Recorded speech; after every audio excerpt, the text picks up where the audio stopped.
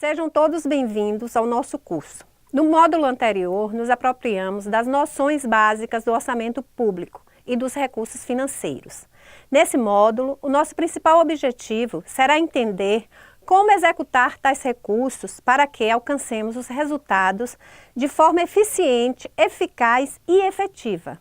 Nesse sentido, trataremos da execução dos recursos, dando atenção especial ao plano de trabalho, que é o elemento norteador dessa ação, e a prestação de contas do referido recurso. Este módulo está estruturado da seguinte forma: execução dos recursos, processo de compras, prestação de contas e, por fim, uma síntese do assunto explanado. De posse dos recursos para a implantação de um projeto, o seu principal objetivo enquanto captador é que a sua execução gere resultados eficientes. Ora, mas para isso acontecer, é preciso seguir o plano que foi elaborado para a aprovação do projeto. Esse plano será o norteador de suas ações, tanto técnicas quanto financeiras. Um bom plano é todo e qualquer conjunto sistemático de atividades que nos leve a concretizar uma ação, ou seja, uma ferramenta com a qual iremos implantar o projeto, utilizando recursos e estruturas disponíveis e que atenda à nossa capacidade de execução, vislumbrando investimentos de menor risco e, consequentemente, obtenção dos melhores resultados. O artigo 116 da Lei 866, de 1993, descreve os princípios elementos que compõem um plano de trabalho. Primeiro, a identificação do objeto a ser executado. 2, metas a serem atingidas. 3, etapas ou fases de execução. 4, planos de aplicação dos recursos financeiros. 5, cronograma de desembolso. 6, previsão de início e fim da execução do objeto. Temos plano de trabalho, temos recursos e agora você deverá identificar uma via para a execução desses recursos. Existem duas formas para isso. Você poderá executar via a própria instituição ou ainda a instituição contratando uma fundação de apoio para gerenciar administrativa e financeiramente o seu projeto. Na execução via instituição, normalmente há um alinhamento entre as duas pró-reitorias. A de planejamento, que conduz o planejamento e o orçamento institucional, e a pró-reitoria de administração, que conduz a execução orçamentária e financeira. Neste processo, a execução obedece aos 3 estágios da despesa, a saber, empenho, que cria a obrigação de pagamento, a liquidação, que ocorre no ato do recebimento do objeto empenhado, e o pagamento, que é a entrega do numerário ao credor. Em se tratando da execução via contrato com fundação, o processo se dá de forma diferente. Nesse caso, a instituição contrata uma fundação, obedecendo à legislação vigente para a execução administrativa e financeira do projeto. Os principais normativos legais são a Lei 8958 de 1994, que dispõe sobre as relações entre as instituições federais de ensino superior e de pesquisa científica e tecnológica e as fundações de apoio. O decreto número 7423 de 2010, que regulamenta a lei número 8958 de 1994, e o decreto número 8241 de 2014, que regulamenta o artigo 3º da lei número 8958 de 1994. Um aspecto importante a ser considerado neste tipo de execução é a origem do recurso, qual seja transferências voluntárias, desde que não haja vedação expressa por parte da concedente. Ou ainda, a própria arrecadação própria. Neste processo, a execução é regulamentada por resolução aprovada em órgão superior da instituição. Cabe aqui uma importante observação.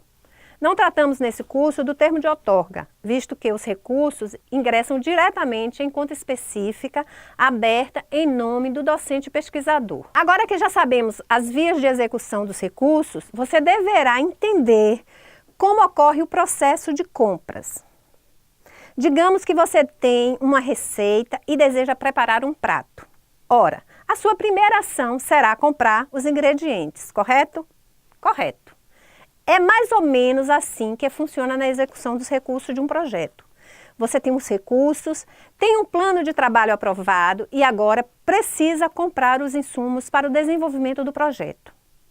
O nosso primeiro passo aqui será entender que a função compras dentro de uma instituição tem a responsabilidade de coordenar um sistema de informação e controle capaz de adquirir externamente bens e serviços necessários à execução de um projeto. Podemos então afirmar que a execução dos recursos se dá efetivamente no processo de aquisição desses bens e serviços. Positivo. Mas aí surge a pergunta que não quer calar. Podemos comprar de qualquer jeito? Não. Diferentemente da receita do prato, aqui estamos tratando de recurso público e sabe-se que existe uma legislação para dar conta desse processo de compras. Estamos falando da Lei 866 de 1993, que institui as normas para licitações e contratos da administração pública. O processo licitatório é exigência legal para aquisições de materiais e serviços pelos órgãos e entidades públicas. Trocando em miúdos, compras na administração pública só de acordo com o que a lei determina. E a lei nos apresenta 5 modalidades de licitação: a concorrência, a tomada de preços, o convite, o concurso e o leilão. Entretanto, em 2002, a Lei 10.520 institui a 6ª modalidade de licitação, denominada pregão, para a aquisição dos bens e serviços comuns. Embora o ordenamento jurídico brasileiro tenha regulamentado a licitação como regra, nele estão previstas exceções nas quais a contratação pode ser realizada de forma direta. A inexigibilidade de licitação, que tem como característica o fato de que a licitação não é possível, haja vista que um dos possíveis competidores possui qualidade que atendem de forma exclusiva às necessidades da administração pública, inviabilizando os demais participantes. A dispensa de licitação, que tem como característica o fato de que a licitação é possível, entretanto, não se realiza por conveniência administrativa. Para caracterizar a dispensa, a Lei 866 de 93, no seu artigo 24, enumera 24 situações que tornam facultativo o processo licitatório. No caso dos recursos de projetos, temos como exemplo o inciso 13º, que trata de contratação de fundação de apoio, e o artigo 25, inciso 21, que trata da compra de equipamentos de pesquisa com recursos concedidos pela CAPES, FINEP, CNPq ou por outras instituições de fomento à pesquisa, credenciadas pelo CNPq. Você gastou os recursos e agora precisa prestar contas dos gastos. O controle é uma das funções clássicas de administração de qualquer entidade, seja pública ou privada. Na administração pública, esta função é mais abrangente e necessária em virtude do dever de prestação de contas a que todo ente estatal está submetido. A Constituição Federal de 1988 trouxe em seus artigos 70 a 75 as normas gerais para a realização do controle pelos poderes e pelos órgãos específicos criados para atender a esta função administrativa. A Portaria Interministerial 424 de 2016, publicada no Diário Oficial da União em 30 de dezembro de 2016 e suas alterações, passou a vigorar como principal norma relativa à celebração de convênios, contratos e termos congêneres, e, consequentemente, com o rito de dever de prestar contas dos referidos termos. O artigo 53 da referida portaria trata especificamente da prestação de contas. O cronograma de desembolso dos recursos define qual a forma da prestação de contas. Ela poderá ser parcial, se houver mais de uma parcela, e final. Tanto as parciais quanto a final envolvem 2 tipos de informação.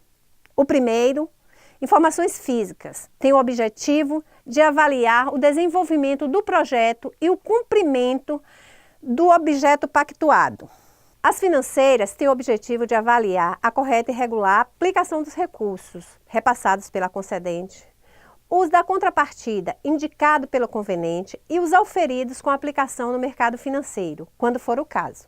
No geral, a prestação de contas é composta pelo relatório técnico, que abrange o cumprimento dos objetivos pactuados no plano de trabalho, e o relatório financeiro, que abrange a aplicação dos recursos financeiros para alcance dos objetivos. Caberá ao gestor observar, dentro das especificidades de cada concedente, quais as exigências legais perante os órgãos que exigem a prestação de contas. Ainda que essas exigências mudem, em regra são semelhantes, podendo solicitar outros documentos, a exemplo da relação dos bens adquiridos, relação dos pagamentos efetuados, etc. Vale lembrar que, nos casos das fundações, os termos dos contratos assinados conterão cláusulas descrevendo a obrigatoriedade de prestar contas e as sanções para um possível descumprimento desse dever. Ainda sobre a prestação de contas, cabe aqui algumas observações importantes. A primeira é que as despesas serão comprovadas mediante documentos originais, fiscais ou equivalentes, a serem mantidos nos arquivos do convenente, devendo as faturas, recibos, notas fiscais e quaisquer outros documentos comprobatórios serem emitidos em nome do convenente ou do executor, se for o caso. 2. Não serão admitidas despesas realizadas em data anterior ao início ou posterior à vigência do convênio. E 3. É vedada a realização de despesa a título de taxa de administração, de gerência ou similar, bem como pagamento de taxas bancárias, multas, juros ou correção monetária, inclusive referente a pagamentos ou recolhimentos fora do prazo. Bem, para consolidar o seu aprendizado, elaborei uma síntese dos assuntos abordados nesse módulo. 1. O plano de trabalho funciona como um guia de atuação que deverá responder a 3 questões fundamentais: onde estamos, aonde queremos chegar e como vamos conseguir. 2. Dentro das possibilidades para a execução dos recursos, podemos destacar a execução pela própria instituição ou através de contratação com uma fundação de apoio. 3. Na execução da instituição, o processo obedece aos 3 estágios da despesa: empenho, liquidação e pagamento. 4. A relação entre as IFES e as fundações de apoio será regulamentada por resolução aprovada em órgão colegiado superior, a qual estabelecerá normas para disciplinar o relacionamento entre os entes. 5. Qualquer pessoa física ou jurídica que receba recursos públicos tem a obrigatoriedade de prestar contas. Afinal, sendo os recursos públicos, faz-se necessário demonstrar à sociedade a utilização e aplicação dos recursos dela recebidos. 6. Segundo o cronograma de desembolso dos recursos, a prestação de contas poderá ser parcial, se houver mais de uma parcela, e final. Tanto as parciais quanto a final envolvem 2 tipos de informação. Físicas, têm como objetivo de avaliar o desenvolvimento do projeto e o cumprimento do objeto pactuado. E financeiras, têm o objetivo de avaliar a correta e regular aplicação dos recursos repassados pela concedente. 7. A prestação de contas será composta essencialmente pelo relatório físico-financeiro, relatório de cumprimento do objeto e demais documentos comprobatórios exigidos de acordo com o órgão financiador. E o 8, que a prestação de contas final do termo pactuado deverá ser apresentada à concedente até 60 dias após o término de vigência do referido termo. Chegamos ao final do nosso curso e quero agradecer imensamente a sua atenção. Espero ter cumprido o nosso objetivo principal, esperando poder nos encontrar em uma breve oportunidade. Um forte abraço e sucesso na sua próxima execução.